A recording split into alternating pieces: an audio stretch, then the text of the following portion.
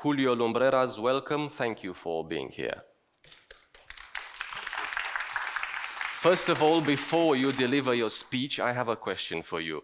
If you had to think of one single word, what would you say about what municipalities need to transform in, sustainable zero-emission cities? Only one word. What would that be? Only one? Yes. You can develop after that, but just the main condition, the first word that comes to your mind. Well, it's a combination. Breakdown, silos. Okay. We're listening to you. Thank you. Okay.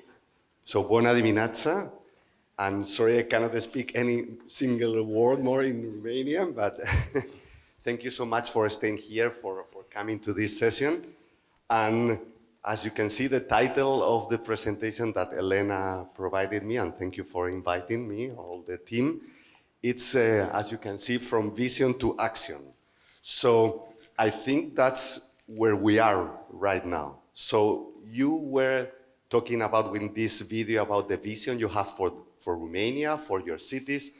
You talked and you said in the video that it's not only about climate neutrality, it's about improving people's lives. It's about having different cities. So in fact, if we dream of our cities, if we think that we are like small kids and we look at our city and we try to think, okay, so how would I want my city to be, right? That's the vision we probably all have. We probably want more livable cities. We want cities with more opportunities, more employment, better quality of life, probably greener cities, probably less noisy, with less congestion.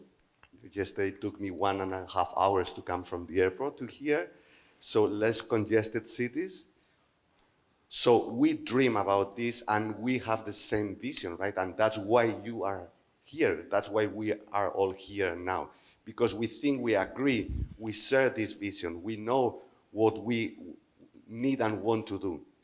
And in fact, we use this theory of transformation, which consists of having a polar star, something that allows us to look and align all our efforts. And in this case, is reducing greenhouse gas emissions, so becoming climate neutral, which is just an excuse. It's a way to transform our cities because it's a compound thing. So if we reduce emissions, we will manage to have these cities that we dream, right?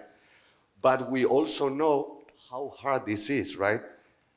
We need to drop down emissions significantly. And in a very short period. You talked about 2035, so the mission is on 2030, but we are thinking 2030, 2035, which is nothing. It's 5 to 10 years. So we need to do a significant, a radical change, right? And we know that this is hard, right? So we have the vision. We know it is hard. We also know how to make this happen. In the mission, in the European mission, we are working with 100 cities, as you know, and we are calculating the roadmap. So we are defining, each city is defining the roadmap, and they are using a similar model in most of the cities, and that's an example of 41 cities that already did the climate city contracts and already established the roadmap until 2030.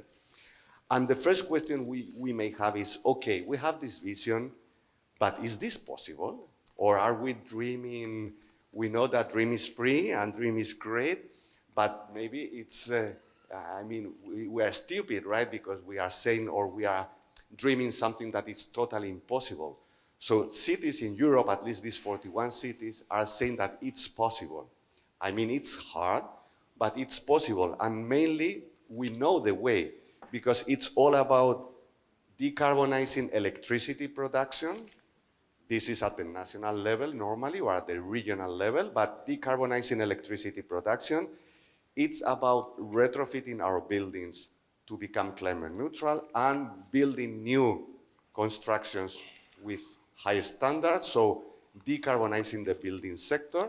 And it's about developing or making a more sustainable transportation system, which means transport shift, better and low emissions public transportation, and changing the private transportation to more electrified or hydrogen, so net zero emissions, right? It's just about this. So we know the way, and it's possible because cities are saying that they can reduce 74% of their emissions in 6, 7, 8 years just with a roadmap. But it's really hard. However, what we know also is that this is not an spend. It's not something that we need to spend money on this. There is an economic case. It's not only about greening our cities, it's not only about making them more sustainable, more livable, it's also about gaining money in some sense. It's also about investing in something that has a return. And that's very important because we think that we need to spend lots of money, and as an average, we can have in mind that what we need to spend is around 10,000 euros per person in a city. So how many people do you have here in Bucharest? 2 million? No. Too many, yes. Well, imagine that it's 2 million. I don't know how many are they, but 2 million. It's around 2, maybe 3 million. It depends, yeah. But mainly it's, let's say 3 million. 3 million, okay. So if it is 3 million here, you need to invest around 30,000 million euros. So 30 billion euros in the city to transform. That's a lot of money, of course, because we need to make this transformation real. We need to retrofit our buildings. We need to change the transportation system, and so on. But the good news, as you can see here, is that independently of the climate conditions of the cities, cities are clustered depending on the weather they have, if it is a warm or cold weather, and depending also on the way they produce electricity. But independent of the climate, the weather, the conditions of the city, the type of industry situation they have in the city, in all cities, there is a return on the investment. So benefits are larger than costs. So we are not talking about costs, we are talking about investments. And that's critical. The only and big problem is that we need to invest in the short term until 2030, 2035, and we will get these returns in the long term. So if we retrofit a building, we have to spend 50,000 euros right now, and then we'll get the savings and the return until 2040, 2050. So it's a financial problem. But it's important to have clarity in the cities that we are not spending money, we are investing money. So we will return part of the investment and we will improve citizens' lives, which is our purpose, right? If we are working with the cities, if you are city officials, you are here to improve, to give a legacy to your population, right? To improve their lives. But it's economically feasible, right? Which is very important. And maybe you can think, okay, but you are cheating me a bit because you are clustering the city, so we can see that in all cases that's true, but what's happening city by city? So what is interesting is that city by city, and this is just an example of 16, in all cases, benefits are also larger than costs. So we are not talking, or we are not cheating you. That's the case for all cities. And that's very, very important because in some cases, the benefits could be very close to the investments, but in all, they are larger. And here we are including co-benefits, but if we only include direct benefits, which are savings, so money saving, mainly linked to energy savings, even including only direct savings, there is an economic case for most cities. So benefits, direct benefits are larger than investments. So we have a vision, we have a roadmap, so it is possible, it's not easy, it is possible. We need to invest a lot of money, but there is a return on the investment. Okay, so we agree on the vision, but how can we make this happen, right? It's not easy at all. Why? Because we need to see the city as a system of systems, right? It's not about just, buying electric buses independently on other actions. It's not just about retrofitting some buildings. It's about considering the city as a system of systems where we have all these services interconnected, because we are living in cities because we have services, right? We are living here mainly because we have employment, right? Otherwise, we would probably stay in the rural areas, much more calm and nicer, but we come here because we have jobs, right? Also because there is education. We are here because we have to provide a good education for our kids in terms of schools and universities and so on, and also because we are receiving health services, because we have good health systems in the cities, right? But also we are here because we have electricity, because we can wake up and plug our cell phone, we can wake up and prepare our breakfast safely, we can have a warm shower in the morning. So we are here because we are enjoying all these services. And all these services work because there are systems behind, and these systems are interconnected. We cannot think about water without electricity. We cannot think about our food. We are having food today here without transportation, without also energy. So everything is interconnected. And as everything is interconnected, when we think about the roadmap, we need to think about a roadmap for a city that it's touching upon all the systems together.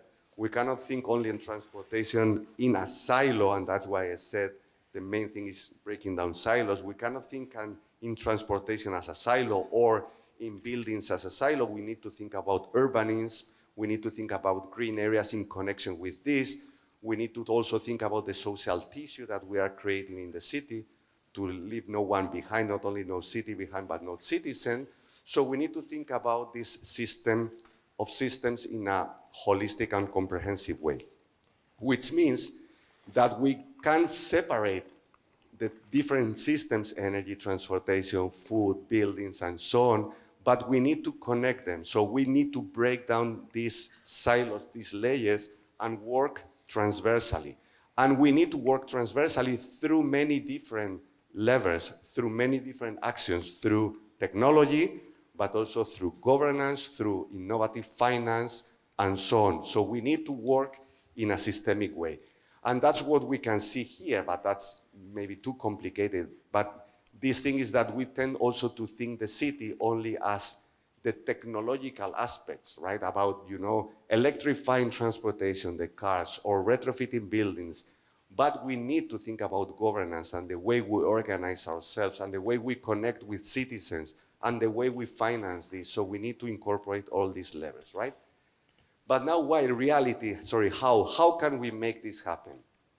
So in the mission, and you here in Romania have these climate city contracts, that it's a way to plan, to develop not only a vision, but also a roadmap and specific actions to make this happen, right? And you are using this cycle of planning and then evaluating, learning, and so on. And you are already working on this. And now our experience, because this talk is about experiences and how cities are making this real, right? So our experience is that that's great, planning is amazing, but we need to implement, right? We need to make this happen. And it is so hard. From my experience, what I think it's more important, if I have to get some things, it's first, we need to create in each city, and that's what is happening across Europe, a transition team. So we need to break down silos. First silo is within the municipality, right?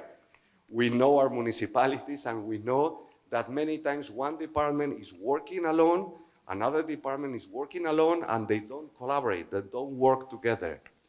And we are many times claiming for more resources. Yesterday you said, we only have 2 or 3 people in our department to work on these projects. And that's true. Probably you only have 2 or 3 people. But there is many, many people in other departments.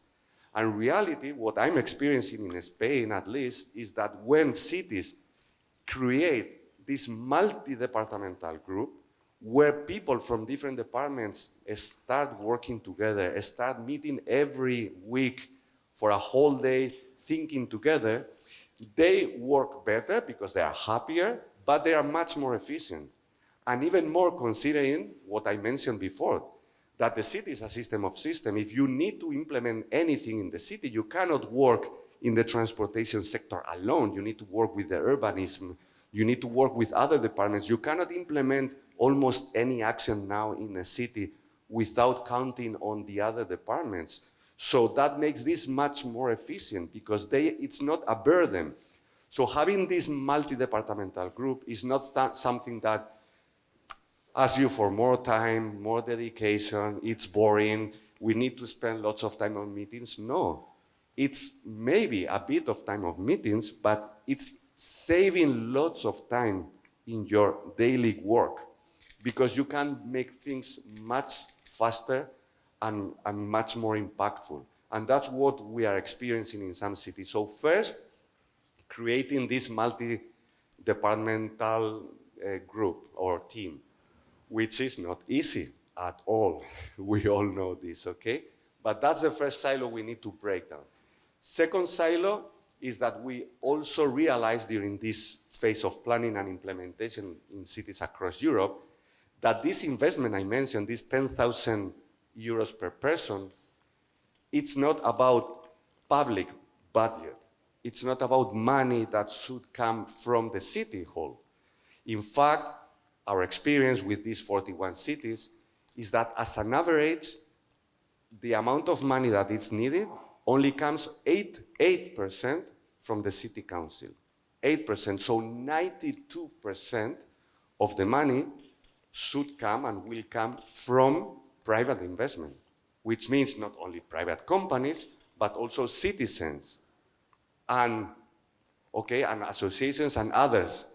In fact, when we retrofit our buildings, we as citizens are investing on this. We may get money, some subsidies from the public government, but we are responsible for these investments. Or when we buy a car, we are us buying a car, right? It's not the government buying a car.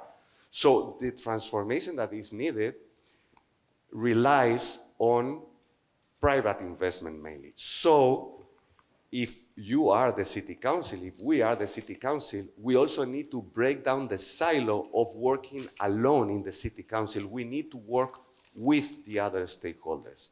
We need to engage, but really engage, private sector, universities, citizens, and so on, right? And that's what we call the transition arena.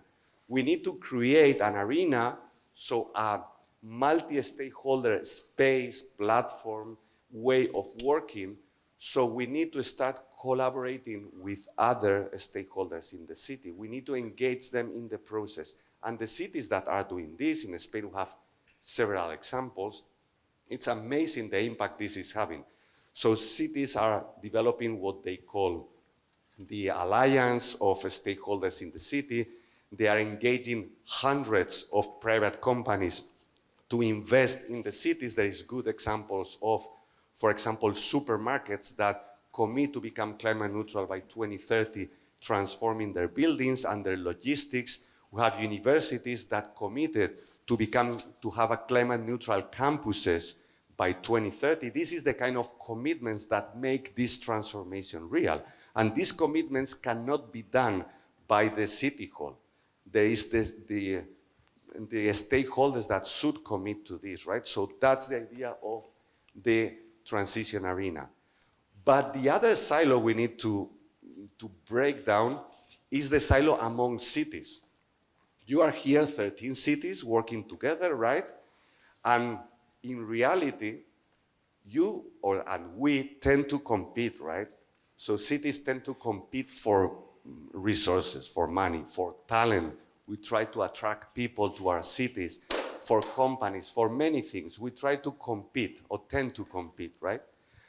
But what cities are experiencing in this mission, and at least in Spain, is that when they work together, it's much better because it's like enlarging the pie, right? When they work together, they gain a scale, so it's much easier to attract investment. It's much easier to work with the private sector.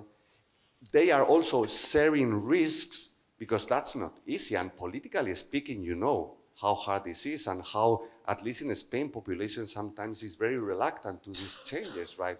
So when cities work together, they can say, okay, I'm not alone.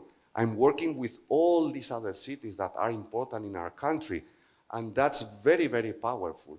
So the power of many, the power of working together, it's very important, right? And that's why this platform, it's so critical, because it's not only about cities working with the government individually and receiving money to implement this transformation, but it's also about collaborating among cities and thinking together and learning together and even developing new innovative solutions together. For example, in Spain, they are working on common joint tendering processes.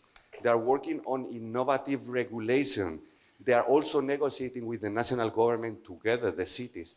That's very, very powerful, because one city alone cannot do this transformation, right? And the fourth thing is the silo vertical, right?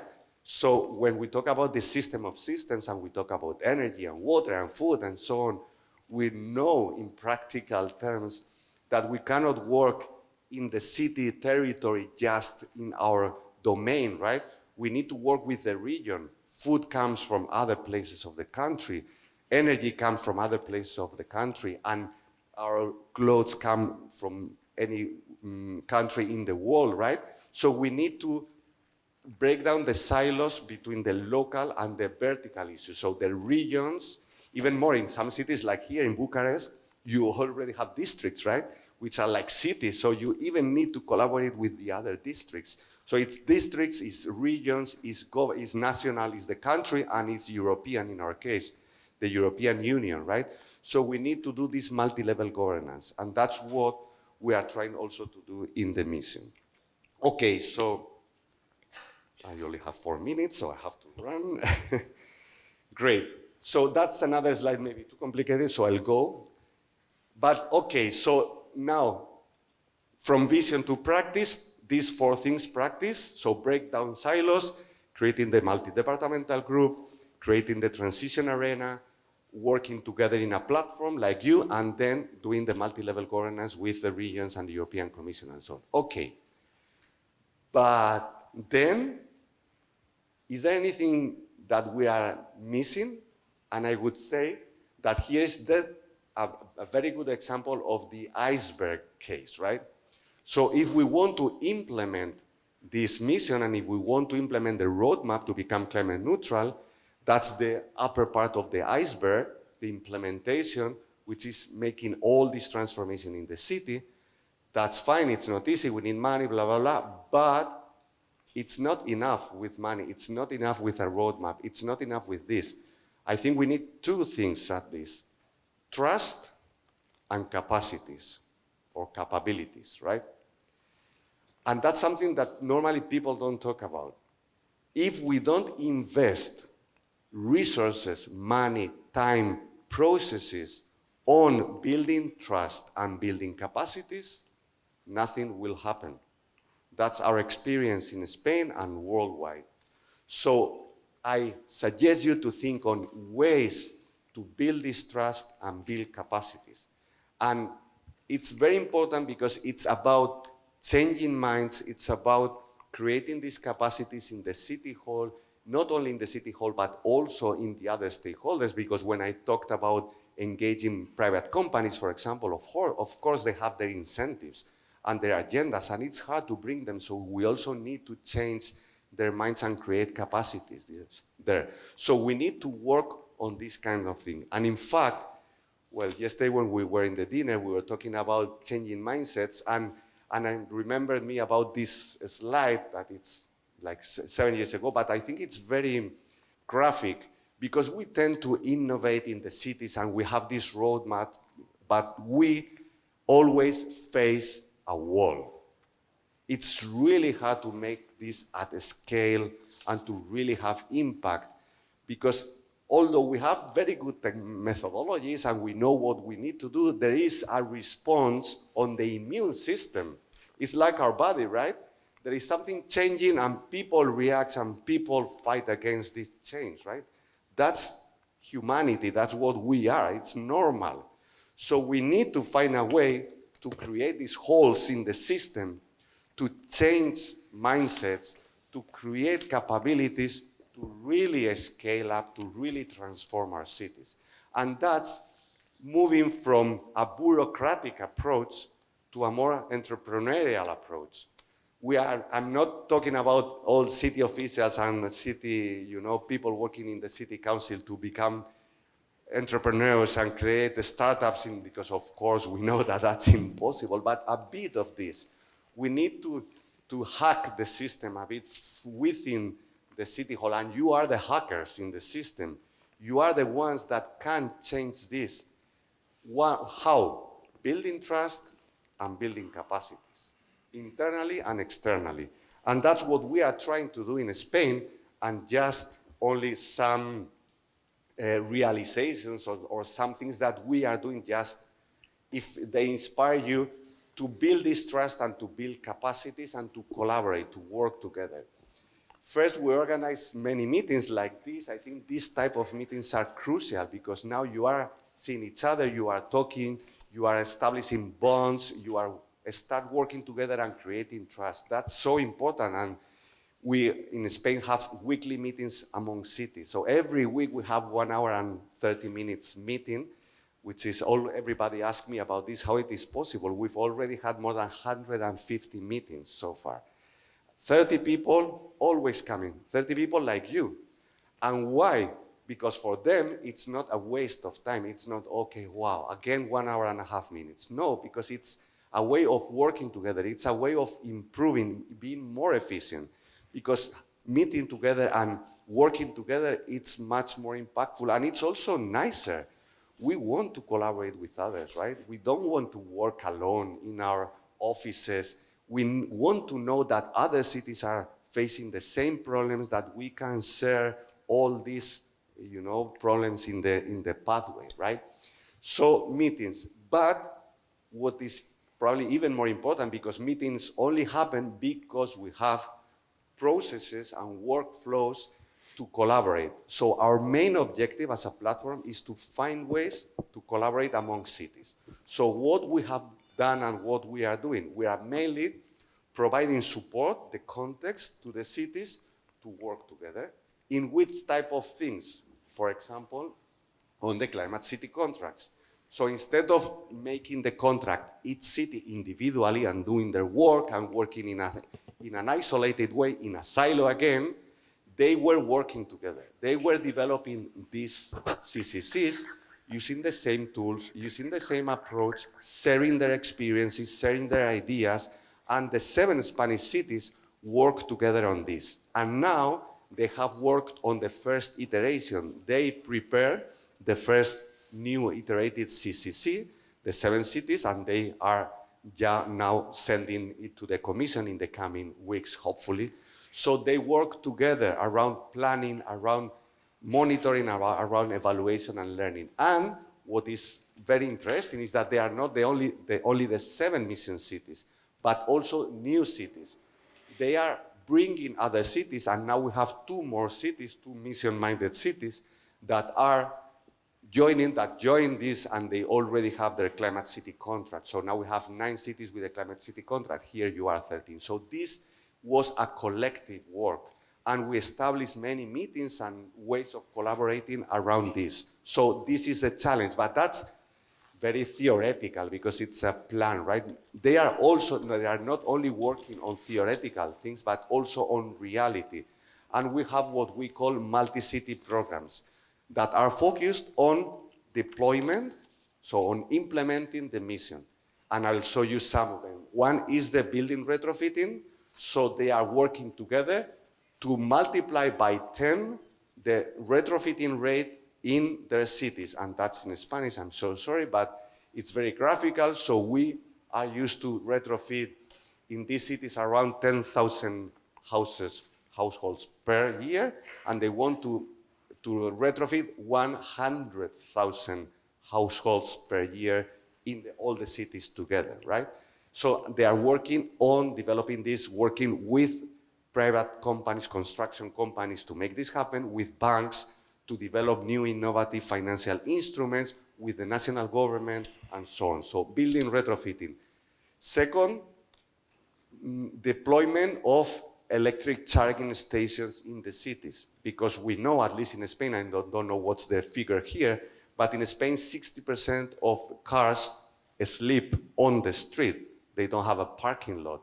So if you don't have charging stations on the street, this transformation towards electric vehicles will never happen, right? So we are working together on how to deploy, massively deploy thousands of charging stations in the cities. We are now also starting on developing energy communities, also in collaboration among cities, which you know is this way of producing and sharing energy. Now we are also changing the regulation in Spain, and we are allowing to have energy communities in a radius of 5 kilometers. So it will make this much easier. And finally, and I'm ending with this, we are also working together, cities are working together on how to engage private sector, because that's also very difficult, and they are sharing tools, ideas, ways of engaging the private sector. So we are working on a kind of protocol among cities to engage private sector, so when they contact private companies in the cities, they can say, okay, we are offering you this, but these other cities are doing the same. And even more, if there is a national company, we from the platform are supporting a real commitment from the company to transform and to invest in these cities simultaneously, which also brings economies of scale and so on. So I think that's very important. And with the national government, we are now developing, that's still confidential and it's not still happening, but hopefully in the coming months, we are developing what they are calling a public-private fund, which consists of a fund where the minister will provide maximum of 49% of the investments needed in the cities to transform the cities through technological solutions. So we are bringing private companies, for example, in the electric charging station. So imagine that a private company invests 50% of the money that is needed to deploy 2,000, 5,000 electric stations in the city, and the government provides 49% of the money that is needed. And the idea is that we are also trying to develop these projects in several cities simultaneously, so with this idea of collaborating among cities. So, mulțumesc, if I don't know if I said it correctly. It's perfect. Thank you.